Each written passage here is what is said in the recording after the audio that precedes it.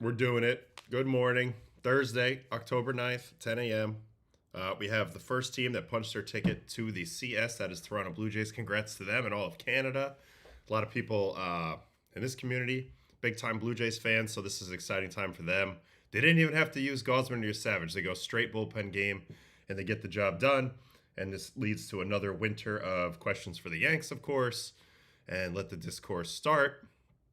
And we will cover all that at some point in the offseason, what we think went wrong, what they can do better, yada, yada, yada. But for now, it's about the teams that are still alive. So congrats to the Jays, and congrats to the other teams that are still in this hunt. The Phillies hauled off the Dodgers last night.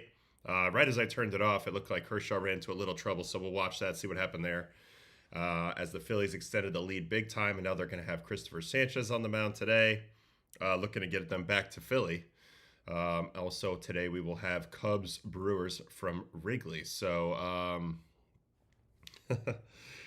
it's a great day for Canada and therefore the world. So, yes, congrats to our Canadian fans, our neighbors up north.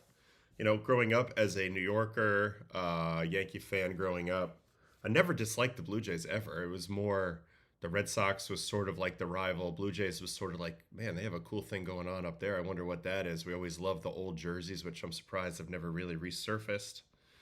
Um, but in general, it's cool for them. Very, very cool for the Blue Jays. And we will get going today and we will figure out how we're going to cover this. We have two games today, I believe. It's just the Cubs, Brewers, Dodgers, and Phillies. Today's a travel day in that last series, Seattle, Detroit. Detroit has pushed that a lot further than I expected. Honestly, I thought they were in a big trouble after game 3, but they come through with a big offensive explosion. And now they got Skubal on the mound game 5, so that one got interesting for sure. So I say, before we get into the really anything, let's just watch the 5 hardest contacts of the day yesterday, just for fun. Seiya Suzuki with the hardest one, 117. It's crazy to think that that ball's hit harder than Schwarber's home run that left the stadium. But if you really think about it, look at the way this ball stays up, even though it's hit so low. Look how it stays up all the way to almost the warning track. Probably like a 8-degree launch angle or something like that. So that ball's whacked. Here is the aforementioned, if I can get this link to click. Come on. Don't do this to me again. Oh, that's so annoying. Well, we can get it here, though. Here's that Schwarber home run again, though. Watch this. I still can't believe where this ball went. I mean, I know a few righties have done it. Stanton, McGuire. In BP, I saw Matt Holliday and in BP one day when I was a young player, I saw Matt Holliday and Albert Pujols trying to do it in the last round of BP. They were going full leg kick, swing as hard as you can. But I'm talking like up here, you see this pavilion that the Dodgers have, which I think is a beautiful piece of art in a way. This slanted thing that they have going on here. If you to hit a ball over there, just nobody's ever really done that. So anyway, I just thought that was cool, and I still can't get over this swing. I mean, my goodness. And if Schwarber got hot all of a sudden, watch out. Phillies will have new life for sure. And I saw he clipped Kershaw again later, so. I told you guys before I signed off last night that I thought it was interesting a little bit that the Dodgers weren't chasing this game at all. Roberts didn't chase it at all. They were down. He goes Banda, Dreyer, Kershaw. Even gives Kershaw a second inning when he looked kind of shaky in the first. Obviously, it doesn't go very well for Kershaw in the second inning. And then he does get Treinen in there in a soft landing spot. He does go 3 up, 3 down. This could be key going forward. 3 up, 3 down out of Treinen. But, you know, while we're here, and I'm on the app here, let's see, take a look at this 8th inning off of Kersh. Elimination game for the Phillies, and they're up 3-1. JT is the first batter. First pitch curveball, and then he homers on this next pitch slider. You're not seeing very many fastballs out of Clayton at the moment. 104.7 at 29. Just your pretty standard homer. And I feel like if you're facing Kershaw right now, to be fair, you should probably just be sitting on slider the whole time. That's That's by far the primary now. And the fastball's not enough to beat you even if you're sitting on the slider. So it's just a weird dynamic where we landed at this moment. But big home run there. Then a 5-pitch walk. He just was a little out of sorts. I don't blame him, you know. Hadn't pitched in quite a while. Out of the bullpen. You know, looking for a spot to get in there. This is the spot they get. Trying to keep his arm active, I guess. Then we got an error here. Shohei is 1 for 10 as Freeman is 2 for 10. Need these guys to wake up. So Muncy, who we praised yesterday for making that incredible wheel play on the bunt 2 days ago, actually 2 nights ago, or whatever that was, maybe 3 nights ago. Anyway, a while ago, you know, makes an error here, which happens. Physical errors happen. Tried to go for the scoop, just doesn't quite get it right. But this spelled a little more trouble. Then, oh man, they turn up the notch. They turn up the dial a little bit with a little small ball here. Definitely playing for that 4th run. That's the move of the manager. So a 1 swing the worst it can do is tie you. Oftentimes you'll play for that 5th run too. You feel pretty bulletproof with a 5-run lead, I would say. Then Trey is going to get a hit on a curveball. Still haven't seen any guys put in play a fastball. There's been a lot of slow stuff, and man, this is a Miles Straw, similar to Miles Straw hit. That Fee is talking about here, with a little 67.3 mile an hour dunker there, and then it just kept getting worse. Schwarber, first pitch home run. This is the fastball, 108.6. Hits it super high, 42 degrees, but 108.6 will do it. Little backspin over the wall. Wow, look where that landed. On the top of the wall. And then bounces over. Teoscar did not read that right. And then Harper even doubled. So, yeah, tough to watch a little bit. But credit to the Phillies for just putting the hammer down, getting this game out. You know, out of the way. They don't have to think about it anymore. It's not close anymore at this point, and then they can kind of restock and get ready for a really huge Game 4, where if they win it, chaos ensues, right? You go to Game 5 in Philly, anything can happen. And that's where we're at. This is the stuff we missed last night. It was just this one big inning off of Kirsch. A lot of hits here. Every type of variety. Hard hit, weak hit, pull hit, ground ball hit, blooper hit. A lot of hits. Anyway, I'm curious to see how Treinen looked. See how Treinen got his outs in this game. Little sinker into JT, misses down the middle, so not great command, which has been a little bit of little aspect of his pitching lately. Kepler. I'm gonna go sweeper to him. Got ahead of though. 0-1, that's good. Another one down the middle. Gets away with it here. Still not used to seeing this dude in center field for the Dodgers. Man, Castellanos 2-1 sweeper. That was a really good one. That one got below the bottom of the zone, got him off the end. 56 mile an hour ground ball, super weak. I mean, the pitch shapes have been there for Blake. That seems to be confirmed. This is that sweeper I'm talking about. Look at the break on this thing. Going down and away. Out extending the bat. Just catches it off the cap. And just, you know, dribbles it forward. All right, so there's Blake Treinen from yesterday's Wago.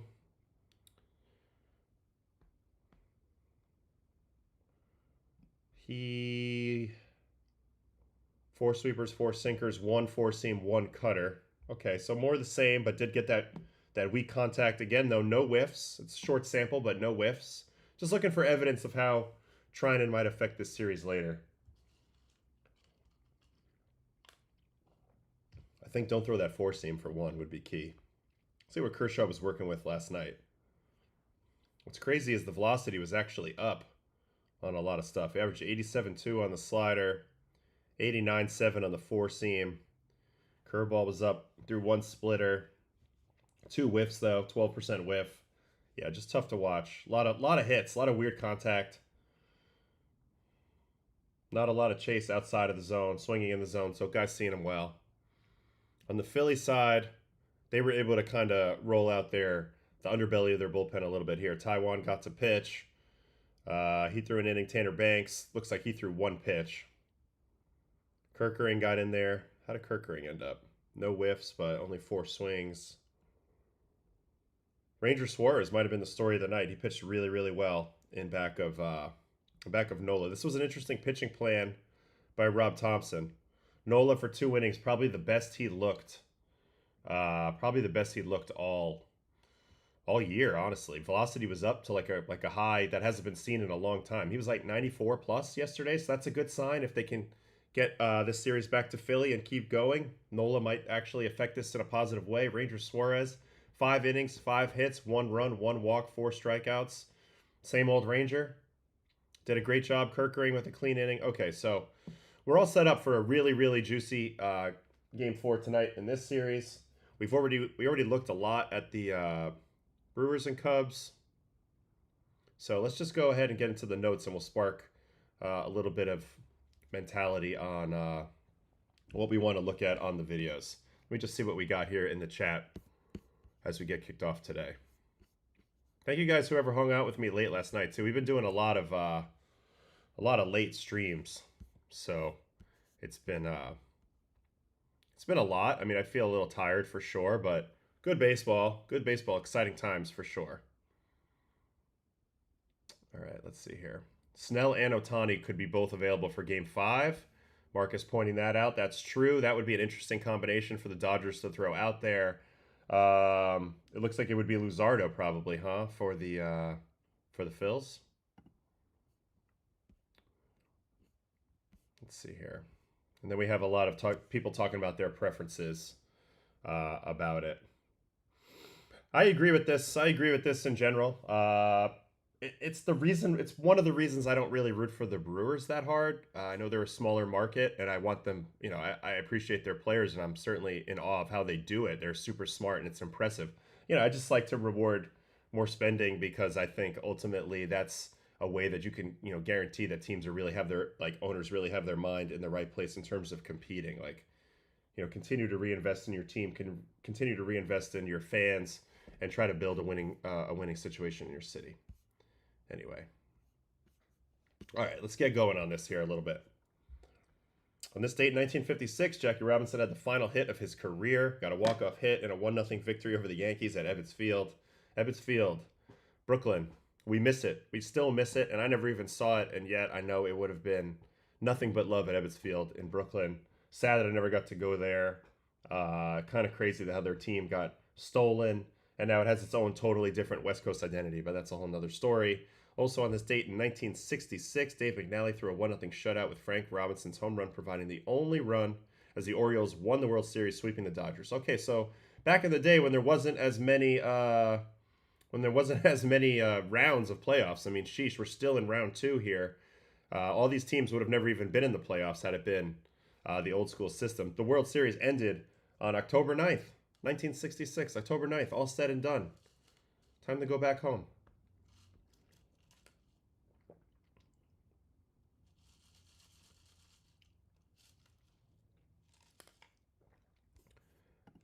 We're going to explore this. This is a good one, Jason. He just ran into a little bit of trouble, particularly after the Schwarber home run. Looked like it actually shook him up in a ways. All right.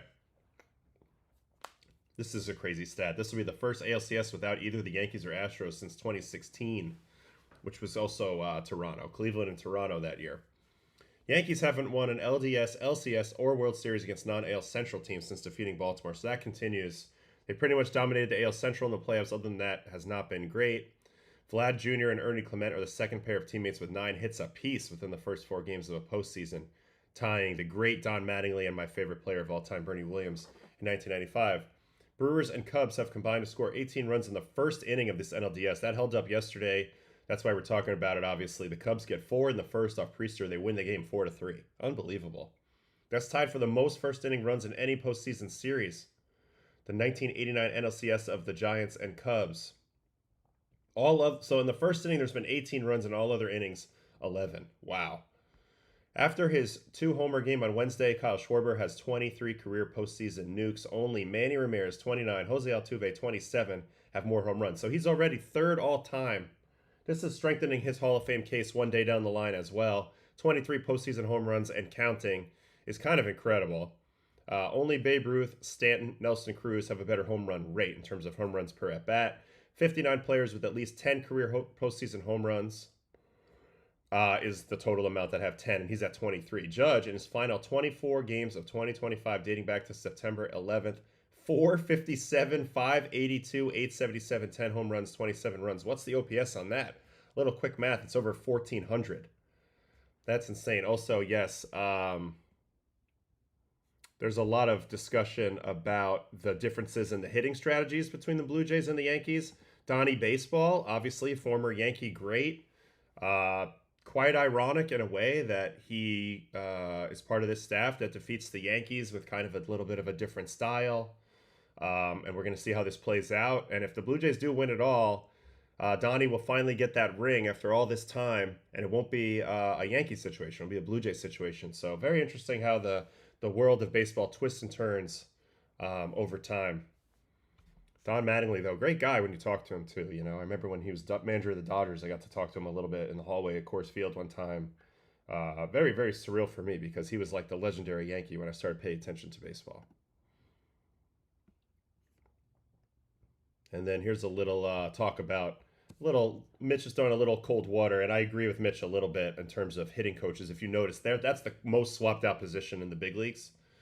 There's really two things that usually now a lot of times teams now have multiple hitting coaches, and one of the reasons for that is because usually it's the expertise in two different areas. There's like the mechanical side, the physical side, which somebody might have some expertise in, and that's their role. And then the other role is more like the strategy, like the game planning. What do I look for here? How do I get out of my head? The therapist side.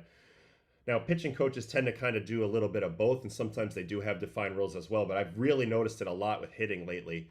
Like with the Mets recently, I think Chavez was more of the one talking about, strategy and what these guys are going to throw to you and kind of like being the sounding board for that type of stuff. Whereas I felt like Barnes was more of the mechanical adjuster. Let's figure out how to get you moving the way you need to be moving in the box. So that's what I've seen up close personally. I don't know how it works with every team.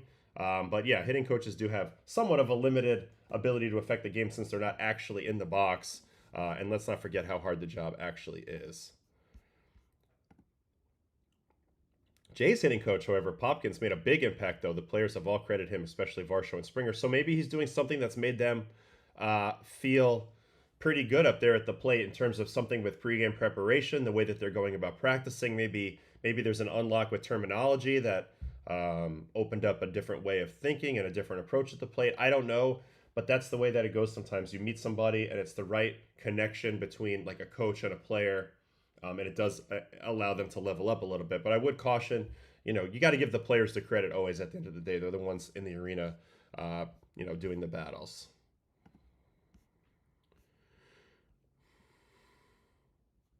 And this has kind of defined the series for me in a lot of ways. Even last night, as good as Schlittler was, Jay's hitters, I got into 40 pitches with 2 strikes, only struck out 3 times. So Yankees' inability to seal the deal, it showed up big. 2-strike hits given up by Devin Williams to Lucas extended the lead pretty good there.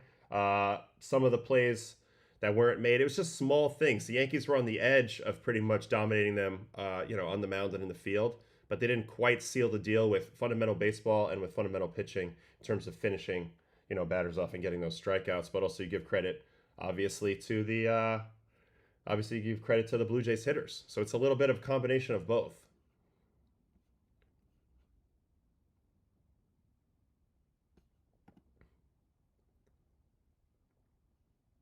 Probably Lucas. So we're talking about here. I can go back to this game. Now we're getting sidetracked, but that's okay.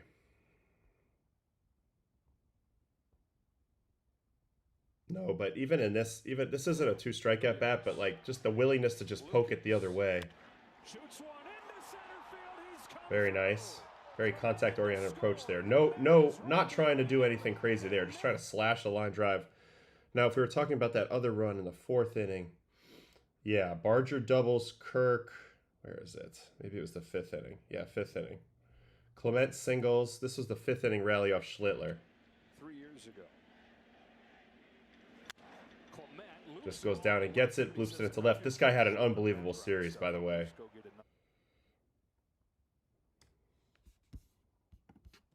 What else we got?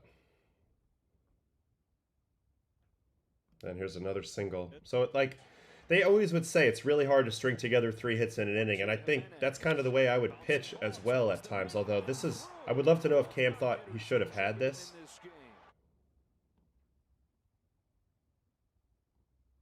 Because it looks to me like he pulls the glove back. The way he tucks it down, I'm not sure if he could have extended and just grabbed this ball. But again, putting the ball in play, getting some batted ball luck. A lot of things play into this. I know you're talking about Straw's hit. Straw's hit's absurd. I know it's really funny. Look at this one. This Miles Straw hit. This is 0-2, and he just doinks it. We call this the doinking. This is similar to something that Gleyber Torres does a lot, where he kind of like gets the ball off the end of the bat and just dinks it into right. I'm not saying this is a good hitting approach, but look, he doesn't strike out. He's not trying to do too much here, and that's the key. And that's kind of the small things that we're talking about here. It's just not striking out, understanding that you just need contact here, and getting the job done. It's not always going to be pretty. It's not always going to look great. That's not going to be graded very high in a lab. Let's see how that bat actually developed. 98 away, strike. This is a man on third, less than 2 outs, so you're looking to hit a fly ball. Slider down, nowhere near that. It's also poor execution, though, by Duvall. He needed to throw that same pitch he threw with the 2 strikes. This gave Straw a much better chance. So, chicken or the egg, you know? Oftentimes, obviously, looking from the pitcher's perspective, yeah, see, this is what I think. From the pitcher's perspective, you always think, like, well, you gave him a chance because the pitch is so poorly executed. So, anyway, we're still talking about hitting coaches in the chat, but... So this is a good one. Pirate 303. Do hitting coaches ever work with pitching coaches to help pitchers better understand current batting strategies? So it's interesting because the batter-hitter dynamic obviously is like kind of the main thing that happens in the game. That's the showdown that happens, 50, 60, 70 times in a game. Just simply pitcher versus batter matchups and showdowns. And in a way, though, both sides are living in 2 different worlds. Pitchers get to plan and they control the action. We dictate the action. We get to set our plan into motion and then kind of test it against the randomness of hitter behavior. Hitters are, it's reactionary. You have to have anticipation. You have to have, in some cases, you have to, have good preparation in terms of knowing what the guy has so you can eliminate certain things and simplify your approach. But ultimately, it's a reactionary exercise, right? You're at the plate. You don't get to decide what's coming to you. You just have to decide what you're going to swing at or not swing at and what type of swing you're going to take. So they are existing in 2 different worlds a little bit in terms of mindset and approach. Because, again, we get to dictate the action on the mound and they get to react to that in the box. So I think it's important sometimes for them to understand the game through the pitcher's eyes and for the pitchers to understand the game through the hitter's eyes, of course. But at the same time, like, there's always going to be a slight disconnect there because if they start to think too much like a pitcher, I think it takes away from a little bit of their freedom in the box. And I think sometimes hitters get locked up by that over time, by getting so dominated that they start thinking too much and they get out of their natural reactionary state at the plate. I think the best hitters in the game are the ones that are able to take all that information about the pitcher and all the complicated stuff that might get thrown at them and literally chop off 80-90% of it and focus on the 10% that they can manage and then execute the shit out of that 10%. And usually what that means is if the ball comes out in a certain window, I'm all over it. I'm sitting in this speed band, I'm all over it. I don't think this guy can throw a strike, so I'm ignoring that pitch. Strike with a certain pitch, so I'm ignoring that pitch. I think this guy will get me at a good count. Things like that, basic stuff like that. If you try to say, oh my God, he has a sweeper, he has a four seam, he has a sinker, he has a splitter, he has a cutter, how am I going to cover all that? It's just like, it's an impossible task. Whereas from the pitcher's side, I can very clearly look at the hitter and I can say, okay, he swings 2% on first pitch off-speed pitches, so there's a free strike, and I can take my best bet, throw a free strike, and then I can pitch from there. That's a luxury that I have as a pitcher that the batter never has. So it's just very different in my opinion. But yes, they do work with each other. And actually, I've spoken a lot about how coming up in the minor leagues, some of my biggest levels up that I made was due to the fact that I lived with a lot of hitters, and they would give me really good advice about maybe why some of my stuff wasn't working. One of the big early ones was I had a big hump on my breaking ball at the time. I was throwing more of a curveball from my low slot, so I had a big hump to go up to come down. And then the sweeper was kind of developed. Hey, keep it on line, don't let it hump, and then just have it look kind of like a come out a little bit at a more neutral height out of your hand, and then have it zip left. That'll be more effective. Started doing that, worked out pretty well. So you never know where your advice is going to come from. Oftentimes it does come from your opponents. And oftentimes a hitter would tell you like, no, you just need to keep it more simple. You're making it more complicated. Our job is really hard. So from that perspective, it was always good to talk to hitters from my side, from the pitching side.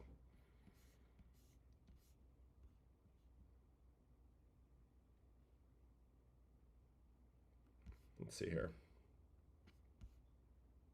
Well, this is I can't read all these comments really quick, but you can still change your approach with 2 strikes. And this is my thing that bothers me the most about the modern game from the hitting side. Is that it's almost like you're limiting your brain to thinking you can only do one thing. Like you can have an awesome, powerful A swing, and you can also have a great 2-strike approach. Some of the best hitters in the game have this, and throughout history have definitely had this. So I definitely endorse that. Vlad's one of those guys. You even see yesterday when he hits foul balls sometimes off to the right, he's clearly sitting on a soft pitch. So that's why he's late on the fastball. But because he doesn't have too big of a move and he's in his 2-strike approach, he can still hit that pitch and backside line drive it. And sometimes you get rewarded for that, whether it's with a hit or whether it's with a foul ball to buy yourself another pitch or something you're looking for. And really, the Blue Jays in particular have a couple guys who were raised right in terms of their hitting approaches coming up in their lives. Bichette's the same way. He gets on the one toe. He goes big leg kick before 2 strikes, and then he gets on one toe, kind of just picks the toe up with 2 strikes and battles. So I really like that a lot. Yeah, countless away pokes to right field. So you see it. You guys see it. Anyway, that's kind of, I'll get off my soapbox there, but that's kind of where it's at. Highest average in a single postseason, Manny Ramirez, 520 and 08. My goodness, Manny. What a legend. There's been some internet, social media stuff I've seen about Manny being a hitting coach for the Mets or something. That would be fascinating. It's crazy to me that Manny still hits like every day. I love that. Him and Ichiro.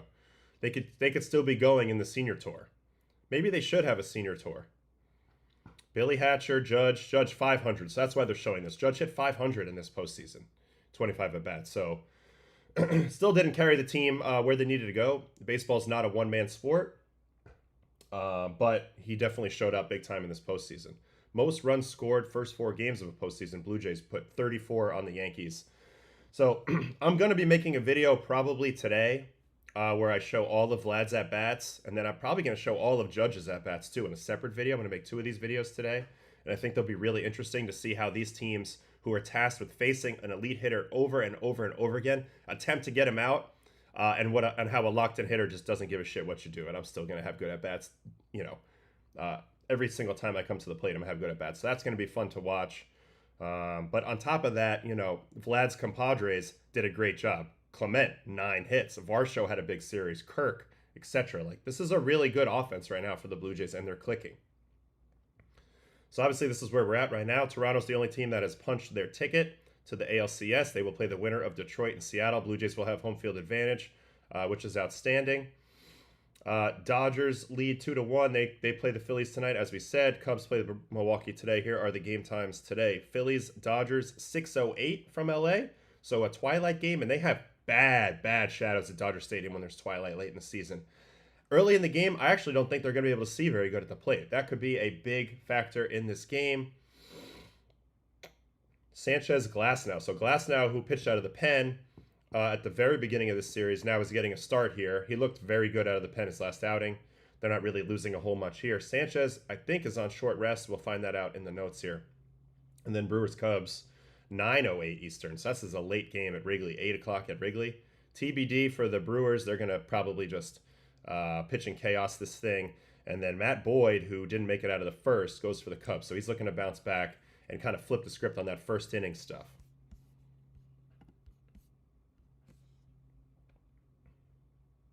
Will I make more salad today for my wife? Yeah, I got to get ingredients, but we're due for a new salad. All right. First pitch is on tap for Thursday. Longtime Dodger player and coach, 87-year-old Manny Mota, will throw out the first pitch. Interesting. Manny Mota. Wow. All right, what do we have in this pack today? A few thoughts. Yankees obituary. We're not doing that today. Not doing any free agency talk. Milwaukee, we can look at that a little bit. And Ohtani struggling bad at the plate. Interesting.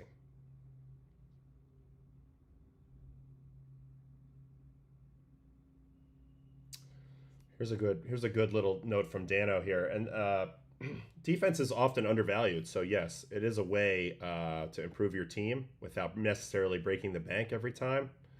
You go about it a little bit defensively. It's actually funny. I had a meeting with David Stearns when I was deciding whether to opt out from the Mets between 23 and 24.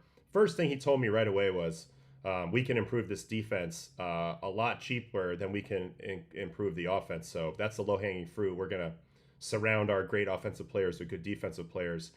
He did go out that offseason. He ended up getting Tyrone Taylor, who's an unbelievable defender. Harrison Bader, unbelievable defender. Luis Torrens ended up, coming up and making a huge impact defensively. And I know that the Mets took a huge step back this year defensively, but I like the idea in general. Clean baseball is winning baseball in close games. So every team has to have an element of a really strong defensive unit, or it can be your undoing for sure. And at times that was the case for the Yankees, especially earlier in the year when they played Toronto, when they kind of let the division slip away. I definitely think that was a thing.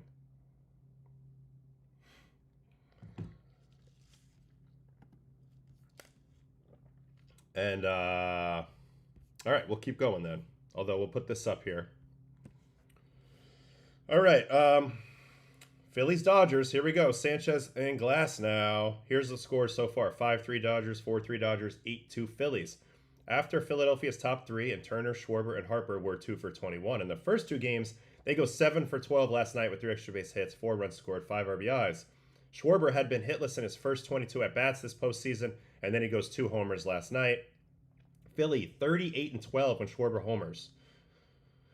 I always think these stats are funny. It's like they have a lot of Mets stats, like Lindor's statistics in wins, 900 OPS, in losses, 400 OPS. It's like, yeah, no kidding. He's like in the middle of the order.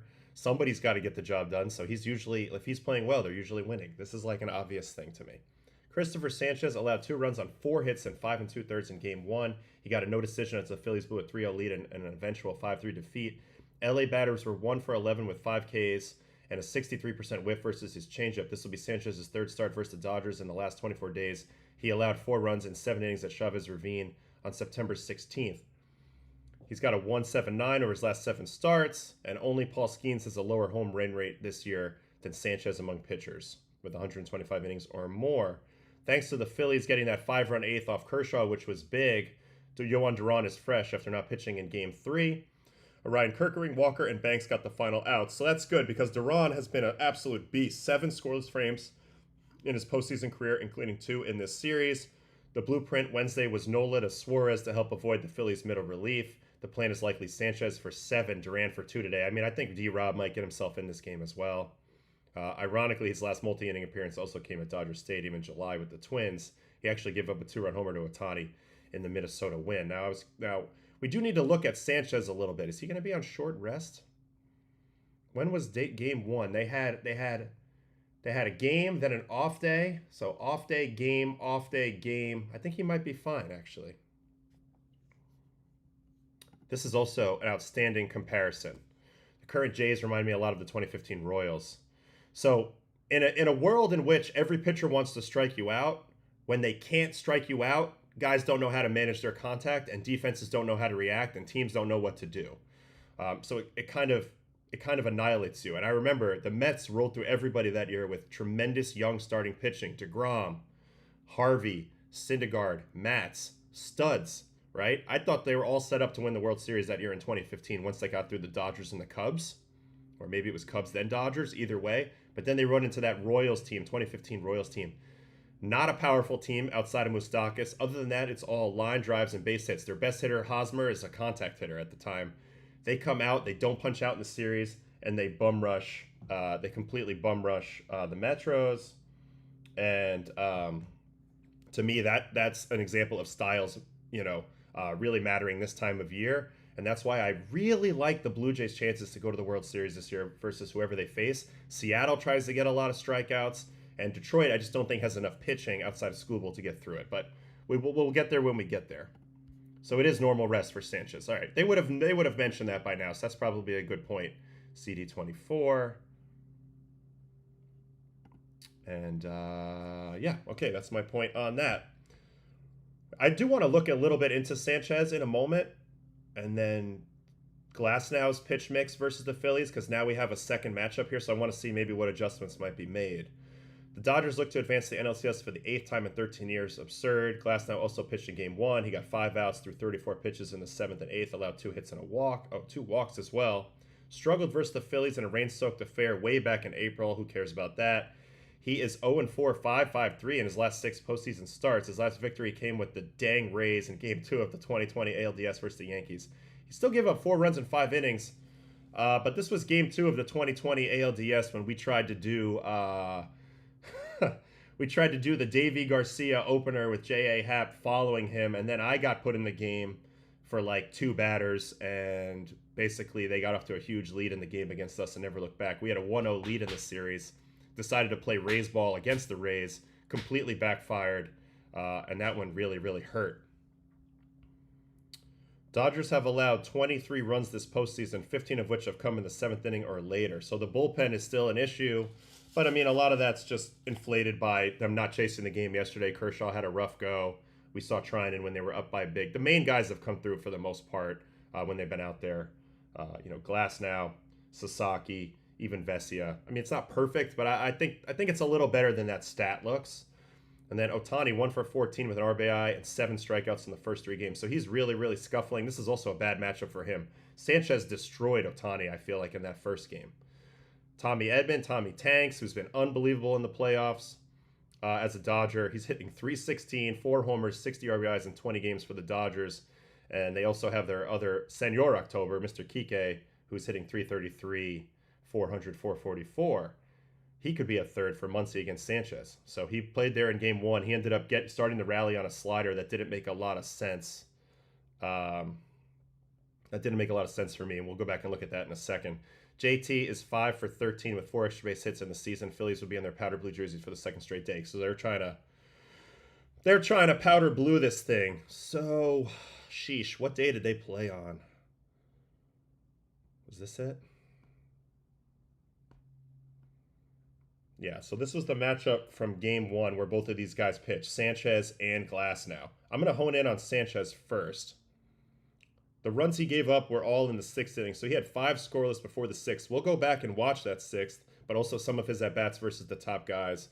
I want to look at his breakdown, though, and see what the numbers suggest he should do today. He went 41 sinkers, 38 changeups, 15 sliders. So he's going to probably lean even harder on the changeup, given 12 whiffs and 19 swings on changeups, and an average exit velocity off of his changeup of 76.1. That's a pretty good. It's a pretty good combination right there. Sinker was also really, really good for him. Slider, not so much. So he didn't really get a ton of swings on the slider. He did get 2 whiffs, and he's going to have to use it. But you can see here in the chase numbers, only 10% chase on the slider and 80% swing in zone. So guys are hunting that a little bit and kind of running into that.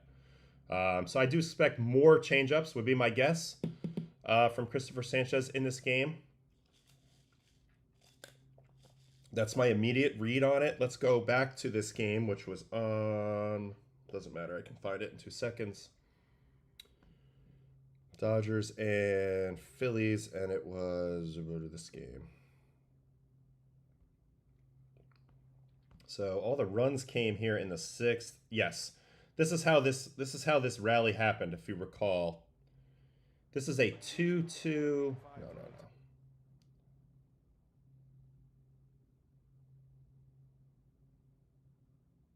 Where's the Kike? There's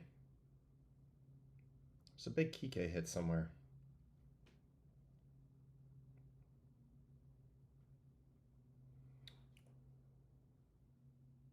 Yeah, this double. Where did this come into play? This is the RBI. All right. Yeah, this is the slider I didn't like. 1-0 slider pulled into a dead pull hitter. When he probably, if Kike's back in this game, you're definitely going to see him not get this pitch again. You're going to see more sinkers and changeups and fastballs to bust him in to keep him honest from diving. But you're not going to see any sliders, I don't think, in zone to Kike Hernandez. This didn't make a whole lot of sense, and I don't expect to see that again. How else did they get hits in this inning, though?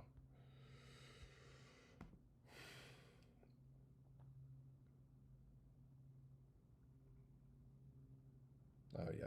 Ground out, strikeout, walk. So it was a 5-pitch walk, and then Tommy Edman gets a hit on a sinker. 2-1 sinker. 2 balls and a strike.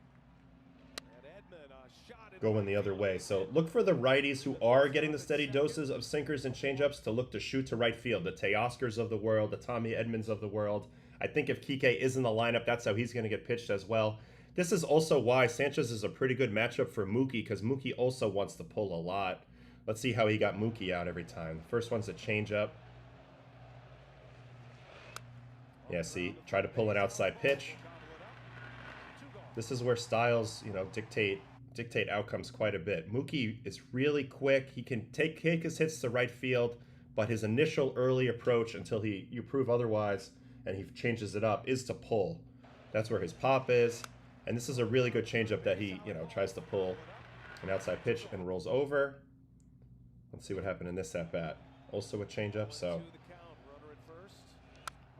Yep, gets him to swing below the zone again. Third at-bat. Also puts into play a changeup. So if I'm Mookie Betts, I'm expecting heavy changeups to me from Christopher Sanchez. And my goal would be to get a base hit to right field to reset this whole thing up. He's pulled all 3 of these balls on the ground. This pitch is off the plate away. Obviously, I haven't watched these whole at-bats. But it ends up being the same effect every time. Sanchez throws a really good changeup that's fading away. Mookie wants to pull. He has to dive and hook. Takes a lot of his legs away from him. So that's interesting. Also, he's absolutely owned Ohtani. This was the first pitch strikeout of the game. Sinker in, and he's got gnarly action. I mean, negative 19.1 is absurd run in at that speed, 94.8. So I'm curious if Shohei's going to cheat in off the plate versus Sanchez in this game. Now, even if he does, if Sanchez throws him this changeup, he's never going to differentiate it, and he's going to whiff all day long. But I do think, the main idea is to try to get Shohei to speed up, and then once you recognize it, you throw changeups and sliders away. Because he's not seeing those pitches at all right there. Second at bat, he got him called out on strikes. Goes right to the changeup here. Strike.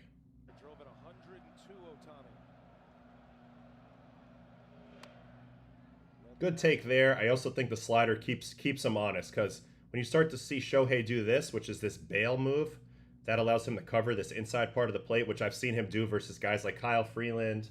I'm trying to think, because I remember Kyle Freeland doing the "are you fucking kidding me" thing when Shohei clipped him off the plate in, and some other guys. He's really good at doing this like half bail, but then get to the inside pitch, get the bat out in front of it. But once you see him doing that move, that opens up the outside corner and the opportunity for a chase. He doesn't get it here, but you can see that's how you keep him honest from cheating to that inside pitch. And then you just keep reinforcing it. And obviously Shohei's not on top of that pitch. That's very, very good movement from Sanchez. And again, this is a very tough matchup. And part of the reason why I give the Phillies a decent shot in this game is without Shohei hitting, they're a much different offense. So maybe he'll make some big adjustments and he'll be able to anticipate and clip a sinker in. But you see how the Phillies are not just living in there, they're also flipping it the other way. Looks like JT recognized the bail, and then he goes to the outside corner. So it also helps having a catcher who's on it. And they catch Shohei guessing here a little bit. Hello. How you doing? Oh, you wanted to come hang out? Yeah, because I missed your face. All right, I love you. I love you. And then here's the third at-bat. Again, starts him with the changeup. This time he does take it. So now they go slider to keep him honest. Throw a pitch going the other way. Yeah, so there it is. That's actually a really good pitch to hit, right? Kind of middle. Slightly away on the slider. But again, Shohei is so cognizant of the inside pitch and the pitch is moving at him that he's actually falling backwards when he swings at this ball. Look at that. And so he can't cover.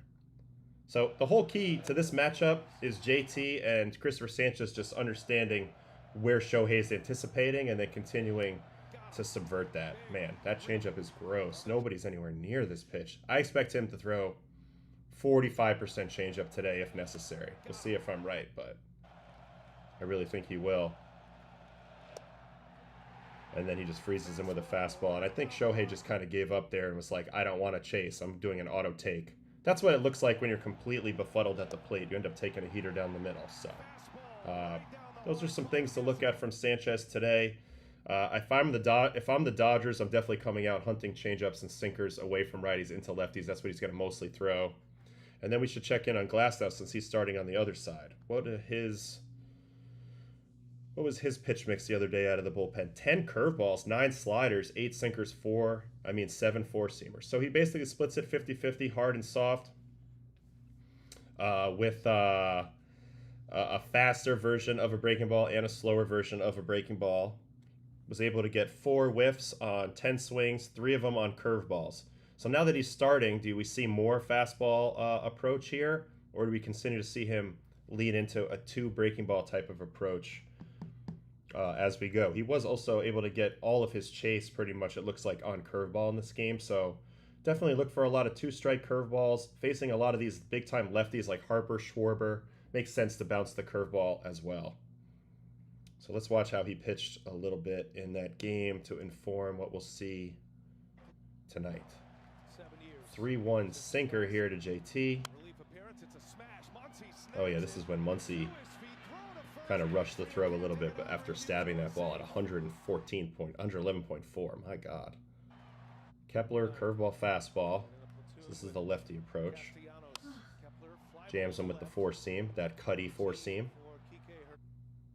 Castellanos, double play on a slider. Castellanos hasn't seen a whole lot of fastballs in this series, and nor will he. I don't think that'll change at all. 8th inning, he gets a strikeout to Stott, curveball. This does seem to be the put-away pitch at the moment versus the lefties. Nice there. Then there's a 5-pitch walk to Trey Turner. This is also an interesting dynamic. Sometimes he does have a little bit of walk in his game, things like that.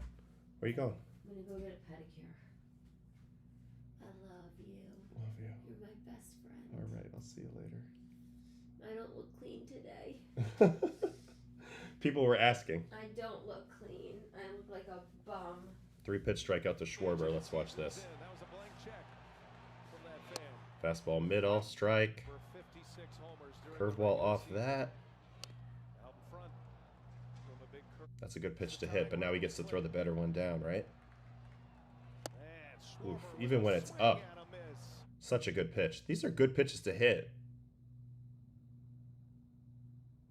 Oh, but they're so nasty. All right, so I think expect more of the same. I also think there'll be a little more of a patient approach today from the Phillies, attempting to get Glasnow to throw some pitches, maybe give out some free passes, and they can get some mojo going. I don't think they'll be as aggressive against him with early swings as they would have been against, say Snell or some other guys. Because again, the other day, 2 walks, both to righties. So they're going to look for him to dig himself into a little bit of a hole at times. But it's a little bit of a risky strategy because if Glasnow does come out pumping strikes, then you're in big trouble since he's a big strikeout pitcher. All right, so that's kind of what I got so far on Dodgers-Phillies, looking at those guys.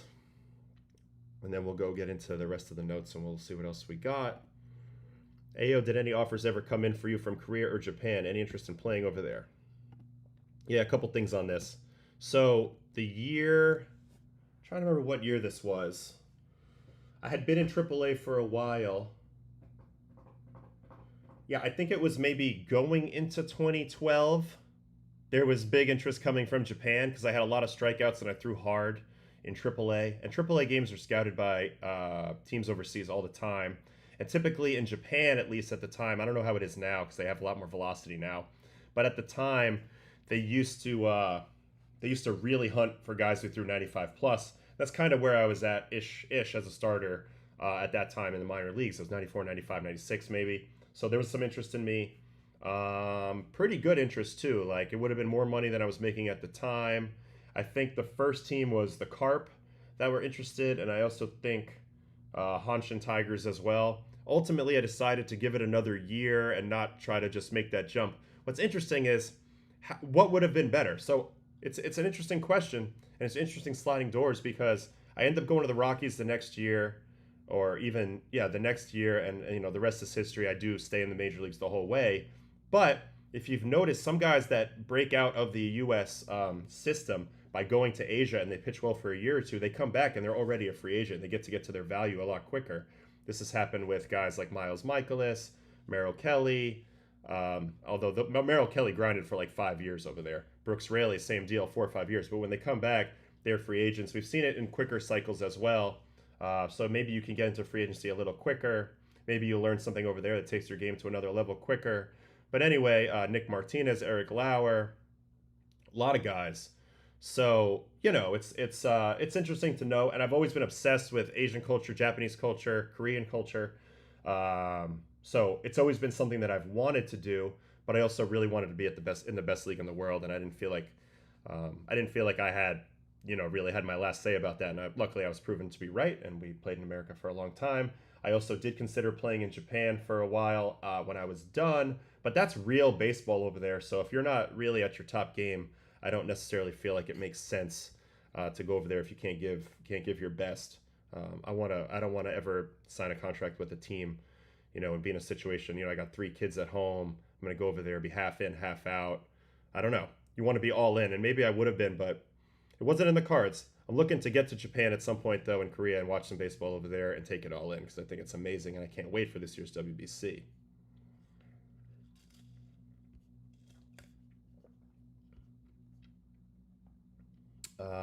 Okay, so that was good answering the question. There's a question here about Bichette's knee injury. I don't have any insight because every injury is different. I don't know how he feels.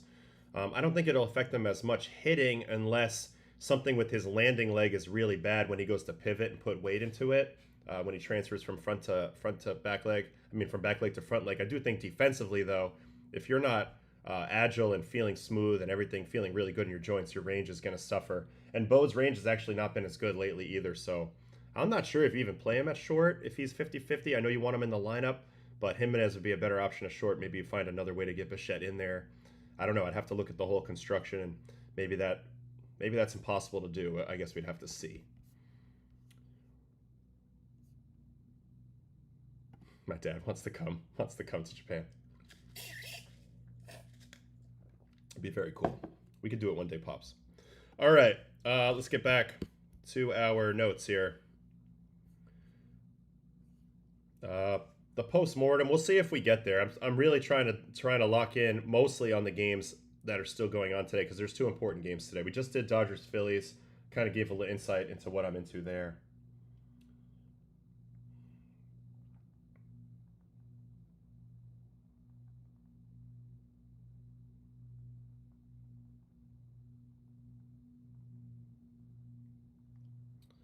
All right. That was Phillies Dodgers. Now we got Brewers Cubs. Here we go. Game 4.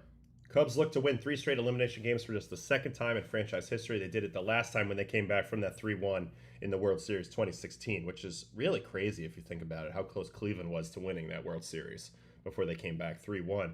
A victory for the Brewers would secure their first trip to the NLCS since 2018. That was an epic Game 7, 7-game series between them and the Dodgers. That was the year that the Brewers eliminated my Rockies as well. So,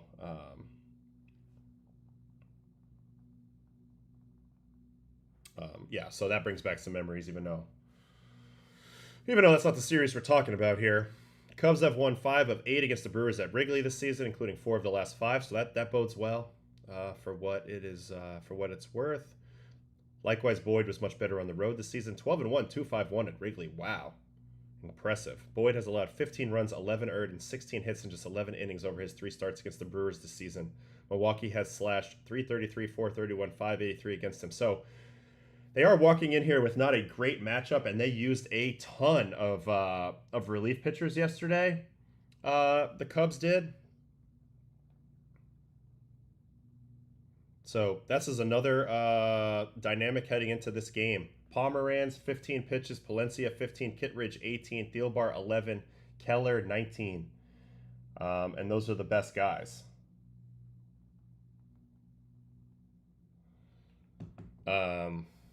So all their best guys just pitched, and they're going to have to pitch again today. That adds a little bit of stress when you're not sure if this is the best matchup for you on the mound with Boyd.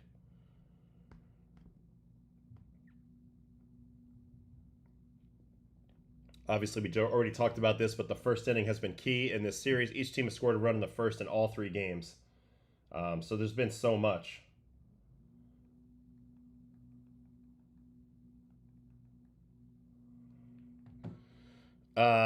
18 of the Cubs' 29 runs in this series have been scored in the first inning. Milwaukee has outscored the Cubs 9-2 after the first inning. So the Cubs have done it all in the first. They're going to need to have a little more balanced attack as we go. Brewers relievers this season: 18 innings, 8 hits, 1 run, 19 Ks, 4 walks, 398 opponent OPS. So the Brewers, if they can play out front, the Cubs haven't shown any ability to come back yet against that group of pitchers. Michael Busch is the first hitter with multiple leadoff home runs in a single series in the postseason. He led off game 1 with a home run off Peralta, and then got one off of Priester yesterday. Pat Murphy has not announced a starter because the Brewers never announce anything. They're very Belichick-ish with this. They hold everything close to the vest, but Peralta is on regular rest, so I'd be kind of surprised, given that fact, if he doesn't pitch. This would be his 5th career postseason start, which would be tied for the most in Brewers history. He also pitched quite well in that game 1. And he has absolutely owned several Cubs. Peralta, 3 for 35, 15 punchies. Horner, 5 for 31, 7 punchies. Seiya, 3 for 26, 14 punchies. And Dansby, 2 for 23, 10 punchies. That is absolute ownership over some really good hitters. That's impressive there for Peralta.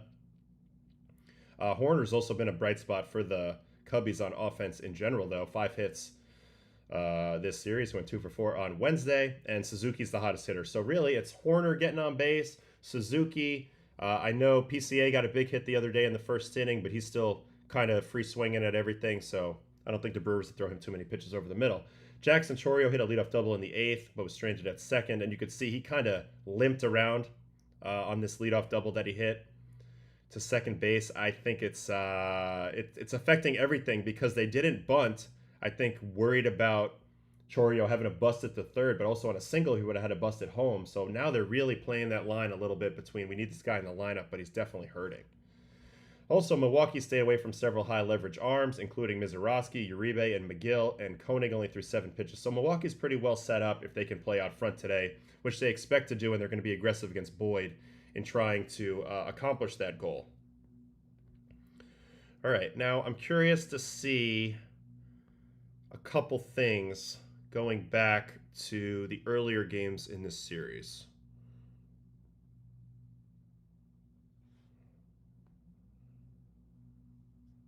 This was the Boyd game. He goes 2/3, 4 hits, 6 runs. Only 2 were earned. What did he try to go at them with? 12 four-seamers, 7 changeups, 5 sinkers, 4 curveballs, 2 sliders. Only 4 whiffs in the 18 swings. Man, 18 swings in 1 inning feels like a lot, but 4 whiffs. He got them 3 on fastballs, oddly, 1 on sinker. And this is also an issue. The Brewers just don't whiff. They don't whiff. They just put the ball in play, man. And they got a lot of squirrely hitters. So Matt Boyd, what do you do if you're Matt Boyd? You've struggled against this team. You struggled against this team quite a bit. What do you do if you're Matt Boyd? How do you switch it up going into this game? Do you just flush it and say they can't do it to me twice? Or do you try to switch some stuff up? Chourio led off that game with a double. It's on a curveball, 2-1 curveball. So didn't get ahead in this one.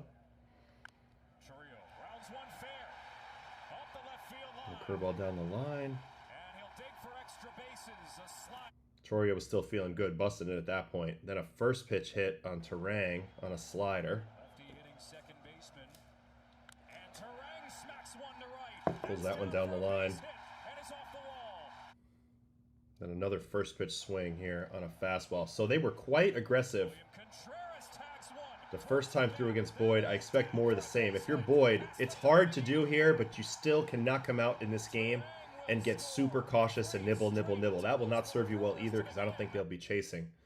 So you just got to pick smarter pitch choices early and try to execute them really well and get some quick outs, because you got to anticipate swings. I mean, these are all really early contacts in this at-bat.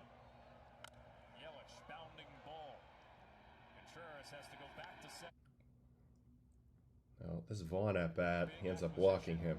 So I think he might have already felt the presence. Yeah, that's an attempt to nibble on the outside corner. He felt the aggression here. He tried to back off a little bit. Change up away. Here comes the slider. So no fastball given here to Vaughn. That's kind of painty, but it's nibbly on 2-0. Still stays soft. I do think Boyd, based on his Savant page, he definitely benefited from an elite defense behind him. It's one of those years where a lot of batted ball things went his way. But I do think he pitched pretty well overall. The Savant page just shows that it's a little delicate, right? It's a little delicate, let's be honest. There's a walk there, and then this really opened the door big time in this inning. This is an error, so this is not Boyd's fault, obviously. Could have had a second out here, but you got to play ultra clean baseball versus the Brewers, and I do think the way that Frelick busted out of the box, I mentioned it the first time, but he's coming down the line like a bat out of hell. Nico's trying to make this play quick, and it just kind of stays down on him. But you get a lot of that you get a lot of more forced errors, with speed. And then finally, Blake Perkins slapped this crazy at-bat on him where on pitch 11 he gets him. We're not even going to watch that. So expect some early aggression from Milwaukee. How is Boyd going to adjust to that? Is he going to go to nibbling? Is he going to change up his pitch mix? What's the anticipation game looking like in this situation? I think that's a big deal. Peralta probably just comes out the same way as always. So I think advantage Milwaukee still in this game. But the Cubbies got a little momentum yesterday. And I think their offense is going to have to cover him. So I'm looking for huge games out of somebody from the Cubs. Suzuki, PCA, Dansby, Happ. Somebody's going to have to step up and have a big day today. Michael Busch might be him. He's been really good. Because ultimately, I don't think that they have enough relief pitching to go clean the rest of this game, given how much they've pitched already in this series. I think that's a little bit of an issue. Even going back to yesterday's game, again, I've shown it a few times. They had to do it. Obviously, you have no choice. You have to survive in advance, but having to go Pomeranz, Palencia, Kittredge, Thielbar, Keller, not ideal when you're going to have to do it again today. Those guys will all be ready to go, but I do think it'll be a little bit dicey. And on the other side, I like the way that the Brewers are set up even better. Look for Mizorowski to impact this game, although I also look for the Wrigley crowd to maybe try to rile up Mizorowski a little bit. Maybe the Cubs try some sneaky tactics offensively to rile him up, maybe some bunting and things like that if he does impact this game. So there's a lot of little stuff that can happen, and it might be a very entertaining game today, and I'm certainly hoping so. All right, so those are the two games today that we got. What do I think of the Arizona Fall League? I think it's fun. I played in it. It was an honor to play in it. I kind of got my ass kicked, but really fun league to play in. You get to get your first taste of Arizona, which is, I think, the capital of baseball in America in a lot of ways. If you play baseball long enough, you're going to end up in Scottsdale at some point, whether it's in spring training or playing the Diamondbacks or going to the Fall League or being in some national tournament in high school. Seems like all roads lead to Phoenix at some point. It's just warm all the time. There's a ton of baseball fields. And Arizona Fall League, I felt like it was cool because you feel like you're pretty close to being a big leaguer. You're wearing that big league uniform. You're with other so-called prospects. I don't know. It's just an exciting time and kind of an honor to participate. I really liked it. I also like playing winter ball too. So I love baseball. So, that's a whole thing. Yesterday, Lauer called his own pitches. They brought it up on their broadcast. But the pitch comm thing, are more pitchers starting to do that now? Yes. Partly because the combination of the clock and the pitch comm sometimes makes it hard for the catcher to hit the buttons like fast enough. If the catcher's thinking and they don't start clicking the buttons till like 5 seconds or 7 seconds left on the pitch comm, and you're not on the exact same page, you're not going to get the call in before the guy has to start throwing. So now a lot of times pitchers will have the pitch comm on their glove or on their belt or on their arm or whatever. They'll have the buttons as well. And some guys will call all the pitches, but I felt like it was better to let the catcher kind of drive a little bit and then to, sometimes preemptively call a pitch if you felt like it was something he wasn't thinking. But I actually tried to call all the pitches at one stretch, and I felt like it was a little too much, and I worried a little bit about disengaging the catcher. I'm still going to shake him, but I want him to at least give me his feedback initially and his choices initially, and then go from there, if that makes sense. But a lot of guys are doing it, and on the Blue Jays, if you watch Bassett calls every pitch because he has so many of them, and Scherzer calls almost every pitch too. So maybe those guys have influenced Lauer in a way, I would guess. Can you explain? Is it that bad reliever pitched 3 days in a row, and do you guys still practice pitching every day or have rest days? So this is workload stuff. Typically, teams nowadays adopt a. Are you okay? I just want to hang out. All right, I'm almost done. Almost done. Typically, teams try to minimize the workload and abuse, to get acute, injuries and trauma to pitchers by not throwing them 3 or 4 days in a row during the season, or keeping their workload relatively under control as best as you can, even though it's pretty chaotic. But then in the playoffs, you got to unleash fury and you got to go out there and pitch as much as you can. 3 days in a row is totally doable physically. A lot of guys do it. It's just that you don't do it a lot in the regular season, so sometimes you're affected in small ways that you don't even feel it. Like, you feel healthy, you feel good, your velocity's there, but your command's a little bit off or something like that. So just the more that workload stacks up, I do feel like there's more of a chance that some of it will affect your performance just a touch. So that's where it's kind of got to kind of be a mad scientist as a manager and a mad scientist as a pitching coach to kind of figure out who can and can't go on each individual day and what they can give you and what they can't give you. And you kind of have to know that and kind of play Tetris a little bit, if that makes sense.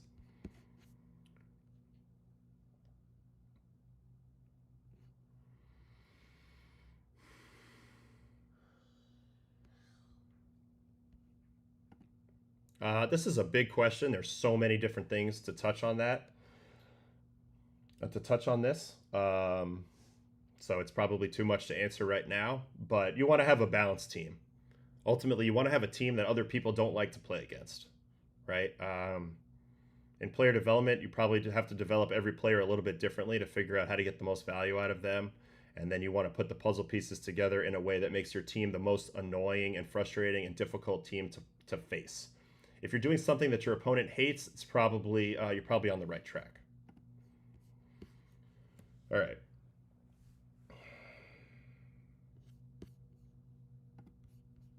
All right. Let me go back to the research packet for just one more second, see if there's anything else interesting in here.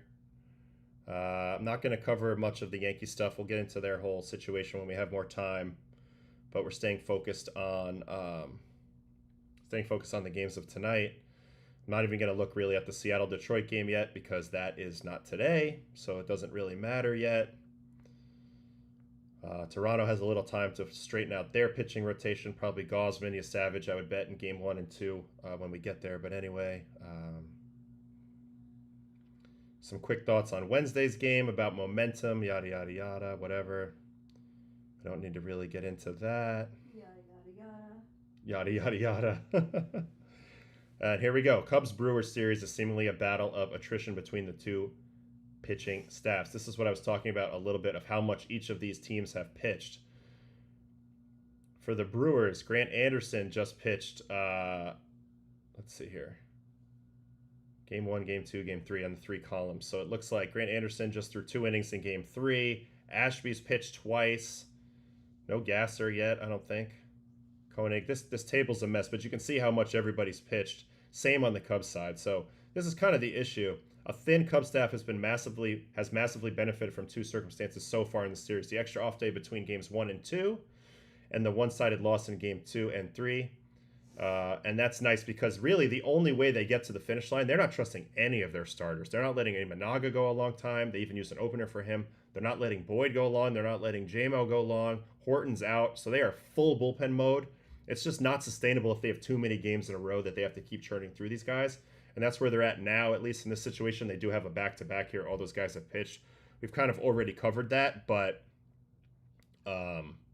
that's a factor. And then there's a little bit of a look here at how Shohei has struggled bad versus the Phillies in this series. 1 for 14 with 7 punchies.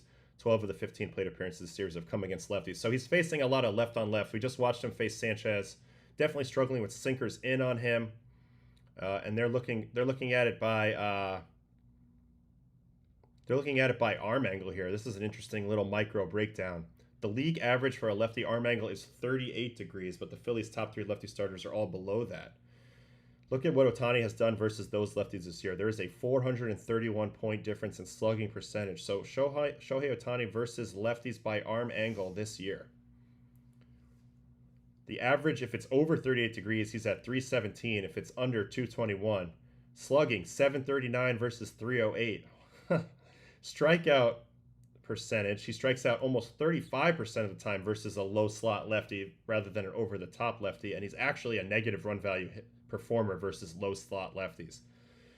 This is fascinating. So he really doesn't like an east-west approach from a lefty. So that's good to know. If you're more north-south, he feels like he can still cover that like a right-handed pitcher. Teams should definitely lean into this.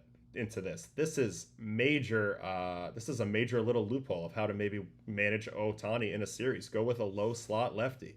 That's what we tried to do last year, throwing Danny Young and Minaya at him from the Mets. That was pretty effective for the most part. But yeah, we didn't have enough of low slot lefties to combat it, so we were kind of walking into it with our high slot lefties and our normal slot righties, which is dangerous. Obviously, anytime you face Shohei. These are guys with below 38s.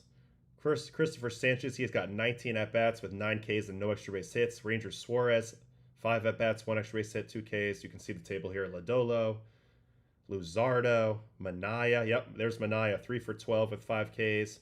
Boyd, 3 for 16 with 4 Ks. Tanner Scott, 1 for 13 with 7 Ks. Aaron Bummer, who's a lefty sinker baller.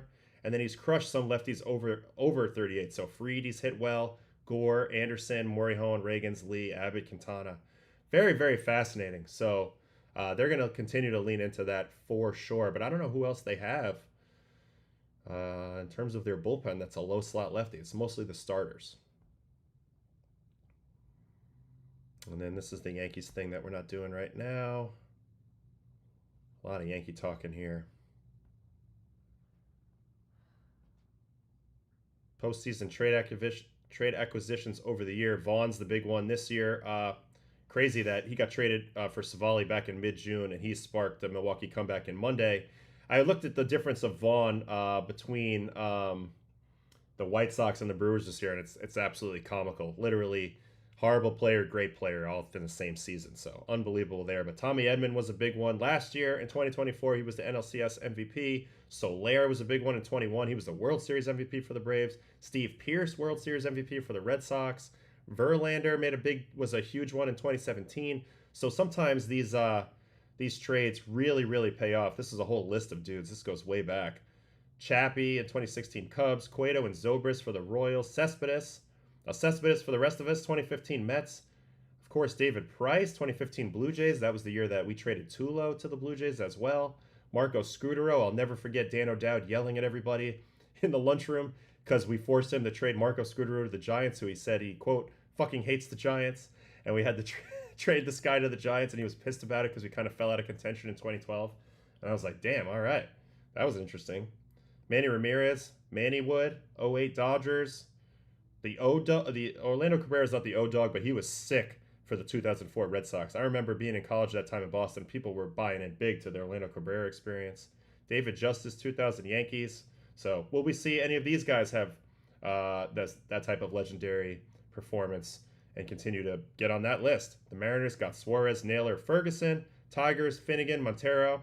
Brewers, Vaughn, Cubs, Soroka, Kittredge, Rogers, Pomeranz. So far, I'd say all those guys have contributed, minus maybe Soroka. Blue Jays, Bieber, France, Varland's been huge. No, we give up the home run to Judge, but then he opens up yesterday, does a good job. Blue Jay and Dominguez as well. Yankees, they're out, but they got Caballero, Doval, Bednar, Rosario, McMahon, Phillies, Bader, although he's kind of banged up, and the Rourke vet, and Alex Call for the Dodgers.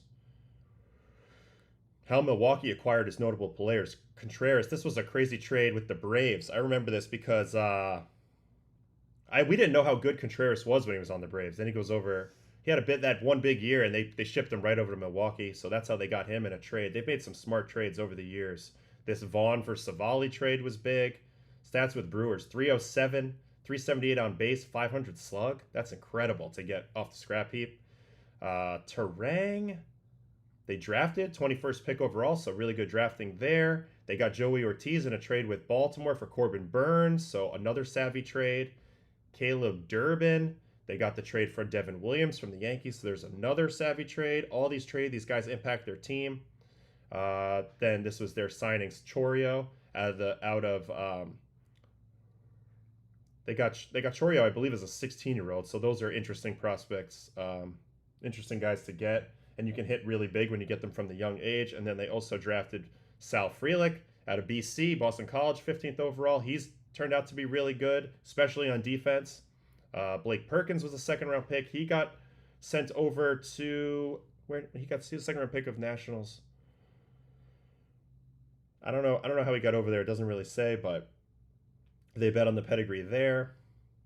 Isaac Collins was a Rule 5, so they even found a way to get a guy through a Rule 5. And then obviously Yelich.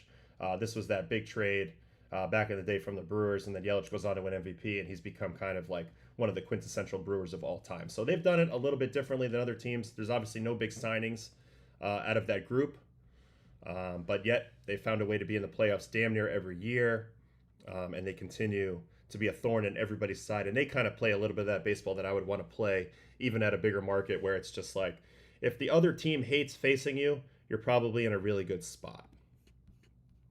Do the Crew have any low slot lefties? I don't believe so.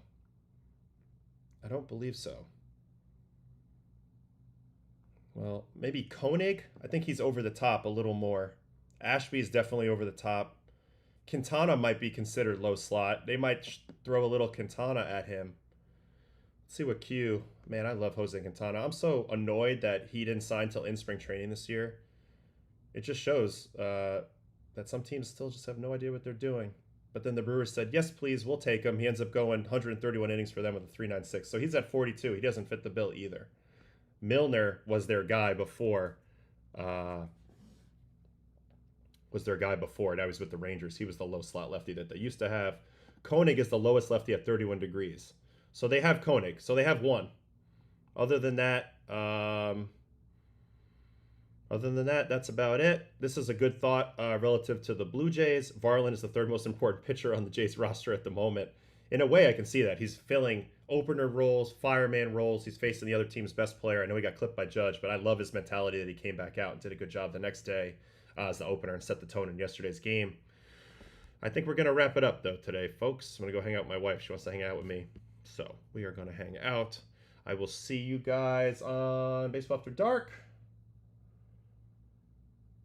Probably won't be as long of a show tonight, but we'll get into a couple of things that go on, and then we'll see where we're at after today. There will only be one game tomorrow, almost guaranteed, Seattle-Detroit, so one game is a pretty good thing to cover. But anyway, thanks for having me today on Baseball and Coffee. Big appreciation for everybody that hangs with me every day on this show. It's been a lot of fun, and we'll keep going tonight. See you guys tonight. Thanks a lot. Adios. Hope you got something out of today. See ya.